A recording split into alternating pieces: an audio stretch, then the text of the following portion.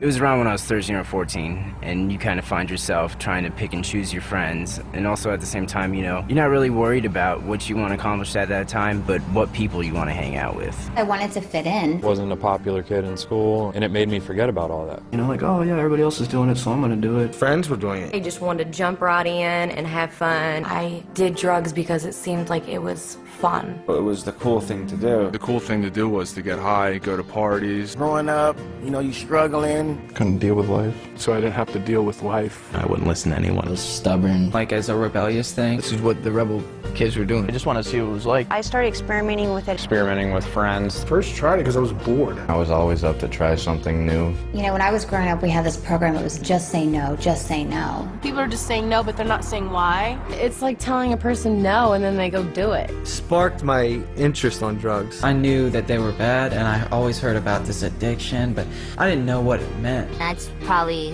the #1 reason why I did drugs in the first place. I just didn't know.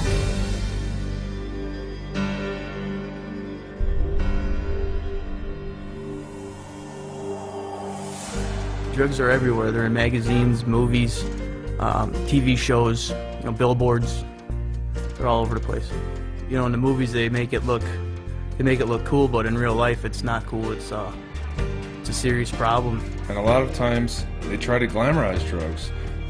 Like make drug dealers or getting high look cool.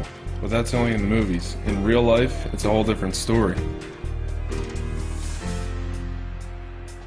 All drugs, whether we're talking about alcohol, marijuana, LSD, these are all essentially poisons. It would depend on the amount that you take. I mean, a lesser amount might just speed you up, make you feel really active.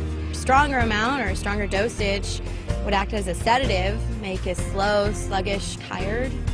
And even more amounts, it would kill you. You'd have an overdose. Every drug works in these stages. It's only really the amount needed to make the effect that's the difference from drug to drug. A person who's taking drugs, whether for physical pain or just to try and block off any sensations they don't want to feel, those sensations are actually just being pushed away and getting worse and worse. You're going to be totally numb and just not be able to feel anything. When you take drugs, the drug goes through your bloodstream, and later on in your life, that drug can, you know, come back up and into a flashback when you use the drug.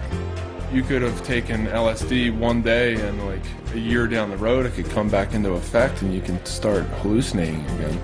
And it's not just LSD, it's every drug. So you can get hit with the effects of a drug even a long time after you stop taking them.